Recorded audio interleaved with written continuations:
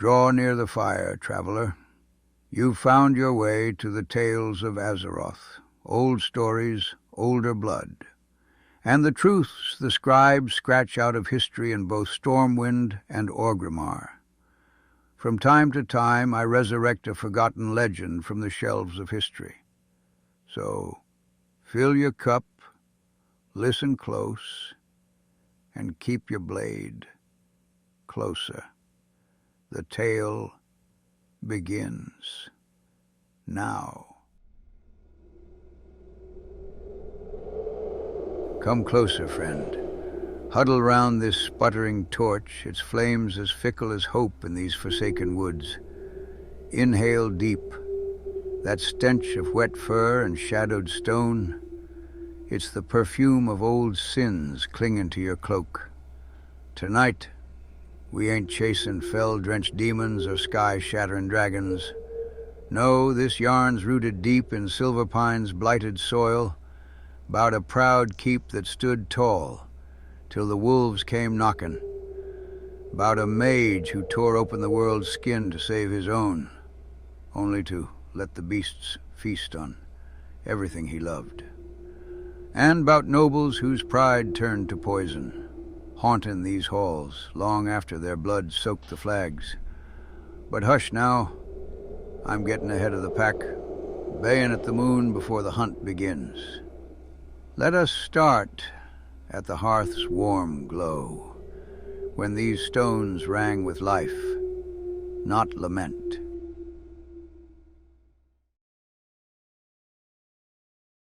Long afore the Scourge's blight crawled north from Lordaeron's corpse, Shadowfang Keep was a beacon atop its bluff, a fortress of pale stone and iron resolve, overlooking Pyrewood Village, like a stern father watching his brood. Baron Silverlaine ruled here, loyal son of Gilneas, his banner fluttering proud, a silver fang on fields of green. Tall and stern, with a beard like hoarfrost, and eyes sharp as Gilnean steel, he hosted feasts in halls alive with lute and laughter, where knights clinked tankards, and ladies swirled in silks. Commander Springvale, his right hand, a paladin of the silver hand, holy light in his veins, led the guards with unyielding honor, patrolling the walls against bandit whispers or feral shadows in the woods. Pyrewood thrived below, thatched roofs sheltering families who felled timber for the keep's hearths, fished the misty lakes, and traded wool for wine from distant cool tiras.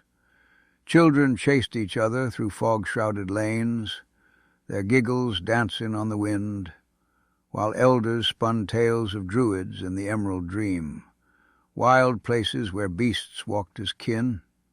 The air smelled of pine sap and hearth smoke, fresh bread baking in village ovens, none of the foul musk that had come later. Silverlaine's wife lay buried in the crypts, her stone effigy watching over babes who scampered underfoot, dreaming of knighthood or wedding bells.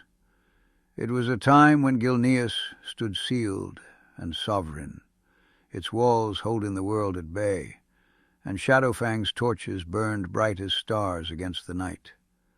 But then, the plague winds shifted, the Lich King's shadow stretched long, and the dead rose to claim the living.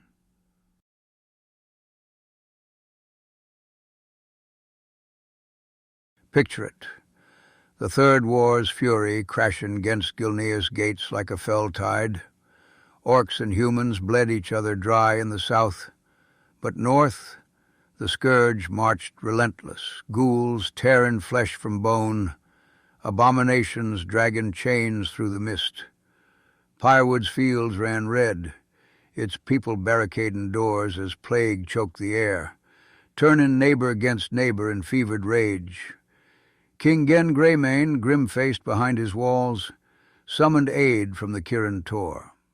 Arugal, a wild-eyed Gilnean archmage of the Kirin Tor, who had delved too deep into elven grimoires, secrets of the Emerald Dream, where night elves once bound Worgen beasts as jailers for their sins.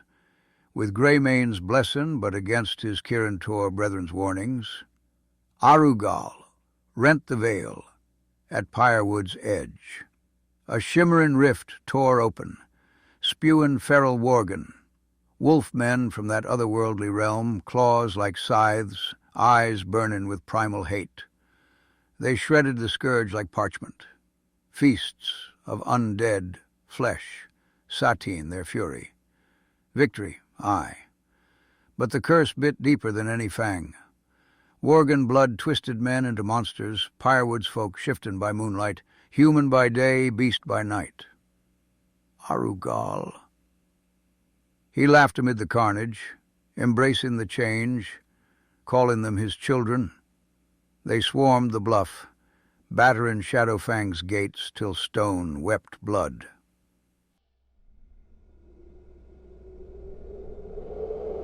Silverlaine stood defiant on the battlements, Springvale at his side, light-forged hammer gleaming. "Hold the line!" he roared, as Worgen scaled walls like spiders, howls drowning steel's clash. But numbers overwhelmed, claws raked mail, fangs tore throats. The Baron fell in his great hall, cutlasses flashing futile, his family's screams echoing as shadows claimed them. Springvale perished defending the crypts, his holy cries twisting to silence. The keep drank deep that night, blood pooling in banquet gobbets, tapestries shredded, hearths cold. Arugal claimed the tower pinnacle, his Worgen pack prowling the ruins. Rithilgor, fiercest of the cursed, guarded the cells with hounds, draining souls from any fool scout who dared enter. In reeking kitchens, Razorclaw the butcher hacked meat from bone, his cleaver singing wet songs. Ghosts stirred first. Silverlane's shade in the dining hall, summoning shadow wolves from rage, veiling foes in darkness that choked the light. Springvale's spectre rallied in the yards, his old command now a silence that stole voices from casters. Upward spiraled the madness. Odo, the blind watcher, eyes gouged but senses keen, enraging at blood scent. Fenris, the devourer, colossal wolf guarding tomes. Nandos, master of the pens, calling endless packs.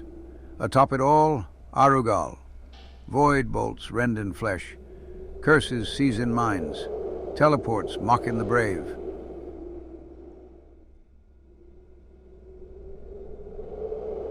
Thrall's horde, newborn in the ruins, eyed Silverpine warily. From Undercity's depths, High Executor Darrington dispatched deathstalkers, forsaken shadows like Vincent to slip in for eyes on the mage. Heroes answered, orcs, trolls, Tauren and Forsaken, with torchlights and blades drawn. They carved through Worgen swarms, freed Vincent's cage from Rethilgor's jaws, snatched the Book of from dusty shelves, plague lore for the apothecarium's brews. Razorclaw fell amid gibbets of meat. Silverlane's ghost wailed for release. Springvale's silence shattered. Odo blinded in frenzy. Fenris pounced to stillness. Nando's wolves culled. Arugal's end came atop his throne, head severed. Proof for Darrington. The keep's curse cracked but not killed. Pyrewood wept blood under dual moons, Worgen howling eternal.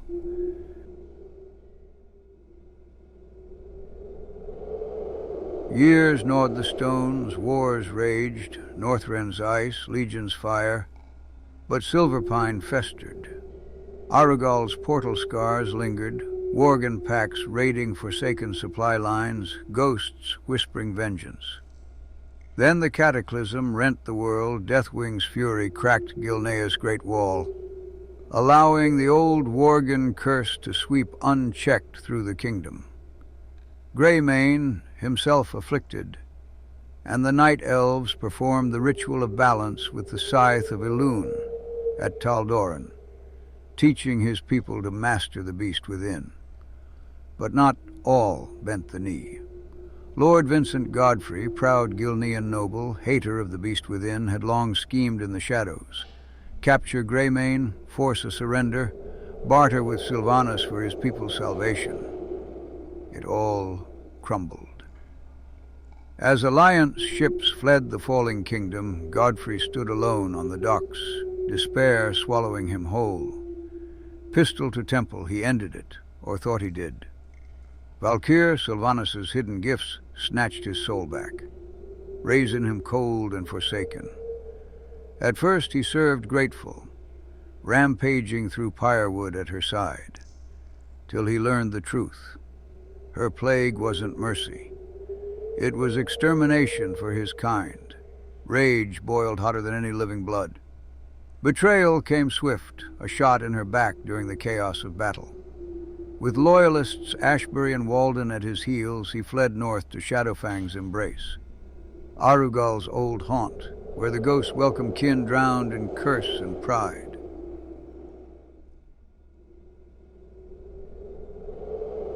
Godfrey's cabal claimed the pinnacle.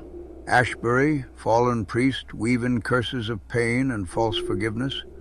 Walden, poison-veiled madmen, hallucinant foes. Silverlane's unrestful shade. Springvale's plague-wreathed ghost. Horde struck back, pack leader Ivar Bloodfang, Worgen ally, and deathstalker Belmont leading the charge. Heroes delved. Ashbury's dark ritual shattered, Walden's toxins purged, Silverlane banished, Springvale's unholy cleaved. Godfrey roared atop, rifle thundering, cursing intruders to feral Worgen, turning allies to beasts, then ripping the curse free for his own spectral power. He fell, pride unbroken, body crumpling amid echoing shots. The keep sighed in relief, ghosts quieter. As banners rose, black and silver for the Forsaken one day, crimson fangs for the Bloodfang packed the next, depending on whose blood stained the stones last.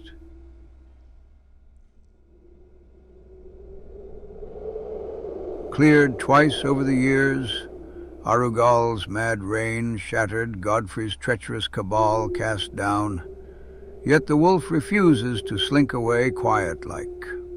Ghosts still patrol the drafty halls, their laments a chill wind through cracked armor. Worgen eyes gleam red in the mist-shrouded corners, claws etching fresh scars on ancient stone. Even from the crypts, whispers rise, Silverlane's wife, her voice a threadbare plea lost in the endless night. Sylvanas gripped Silverpine tight till her chains broke and her throne toppled. But the echoes linger stubborn as plague wrought. Now tattered Gilnean banners snap in the fog, claiming the heights for the Bloodfang pack, Ivar Bloodfang's feral kin, holding the keep as their last snarling bastion. Matthias Shaw's shadows slink close, noting the Baron's unrestful shade and these Worgen allies, even after the Fourth War's embers cooled to ash.